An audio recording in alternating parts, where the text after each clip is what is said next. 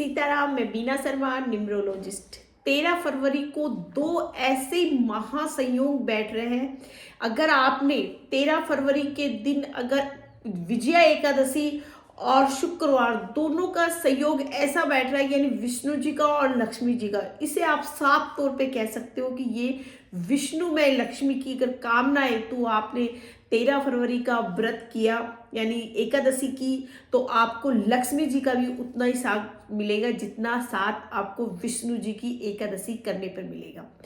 13 फरवरी का विशेष संयोग है, विजया एकादशी है। इस दिन सूर्य कुंभ राशि में भी प्रवेश कर रहे हैं, तो ये बहुत ही क्या कहते हैं ना, बहुत शानदार संयोग होता है लक्ष्मी जी की साधना करने के लिए, लक्ष्मी जी के मंत्रों का उच्चारण करने के लिए, और साथ में विष्णु जी के मंत्रों की माला इस दिन आपको जरूर करनी है। नियम वही रहेगा, सुबह स्नान अर्ली प्रातःकाल जब उदया तिथि में एकादशी प्रारंभ होती है तो अर्ली प्रातःकाल आपको शिव जी पे जल अभिषेक करके लक्ष्मी नारायण के मंदिर में राधा कृष्ण जी के दर्शन करके वहां आपको विजया एकादशी की कामना हेतु संकल्प लेके आपको महालक्ष्मी को आह्वान भी उसी टाइम करना है जब अपन एकादशी का संकल्प लेते हैं अर्ली मॉर्निंग।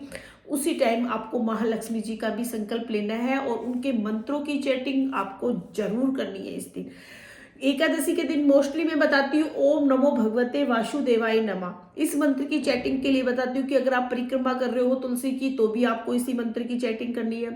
राधा गोविंद या लक्ष्मी नारायण कहीं भी आप परिक्रमा कर रहे हो या कहीं भी आप बैठ के मंत्रों का जाप कर रहे हो तो भी आपको ओम नमो भगवते वासुदेवा ही मंत्र का जाप करना है। लेकिन इस दिन सूर्य शुक्रवार होने के साथ साथ और सूर्य कुंभ राशि में होने के साथ साथ बहुत ही शानदार संयोग बन रहा है, तो आपको महालक्ष्मी का एक मंत्र वो भी इस दिन कम से कम आपको 108 बार चैट करना है। इस दिन पूरे दिन सात्विक रखिए, पूरे दिन आपको शुद्ध आहार शुद्ध भोजन ग्रहण करने, स्वच्छ वस्त्र पहनने हैं, स्नान वगैरह करके आपको सिर्फ लक्ष्मी जी और विष्णु जी की ही जाप को मंत्रों का जाप करना है। तो लक्ष्मी जी का मंत्र मैं आपको बता देती हूँ, ओम महालक्ष्मी शरोद्राहे नमः। इस वाले मंत्र की आपको चैटिंग करनी है। आप परिक्रमा में भी ये मंत्र की चैटिंग कर सकते हो, आप बैठ के भी मंत्र की चैटिंग कर सकते हो।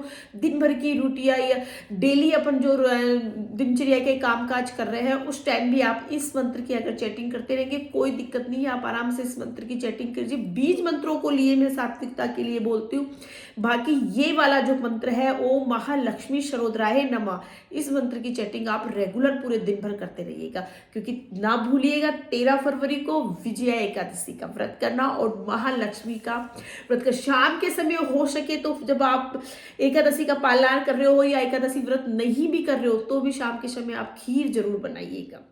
खीर चावल की नए बना के और अन्य साबूदाना किसी मखाने की अगर आपने खीर बनाई तो वो विशेष तौर पे लाभदायक है। मखाने की खीर बनाइए, विष्णु जी और लक्ष्मी जी को दोनों को भोग लगाइए। अगर केसर के साथ अगर आपने खीर बनाई तो वो बहुत ही क्या कह रहे हैं ना, बहुत ही भगवान को पसंद है और बहुत लाभकारी होगी आपके लिए। तो उसका प्रसाद स्वयं भी ग्रहण कीजिएगा और विष्णु जी और माँ लक्ष्मी को भी आप केसर युक्त खीर का भोग लगाइएगा। खीर मखाने की होनी चाहिए और उसमें केसर डला हुआ होनी चाहिए। मिठास में आप शक्कर भी डाल सकते हो, बाकी आपने मिश्री अगर डाल दी ना तो वाह क्या बात है, फिर तो रावे ही अलग है। फिर तो आपके ऊपर साक्षात माँ लक्ष्मी और विष्णु जी का आशीर्वाद रहेगा। ये चीज़ आप करके देखिएगा। 13 फरवरी का दिन बहुत ही संयोग वाला है। सीताराम। फिर भी आपको कुछ कंफ्यूजन है, डाउट है तो आप कमेंट्स में अपने विचार लिख सकते हो, अपनी समस्या आप कमेंट सेक्शन में लिख सकते हो। और हाँ, अब तक आपने मेरे चैनल को सब्सक्राइब नहीं किया तो चैनल को सब्सक्राइब कीजिएगा और अपने दोस्तों रिश्तेदारों में जरूर शेयर कीजिएगा। नमस्कार।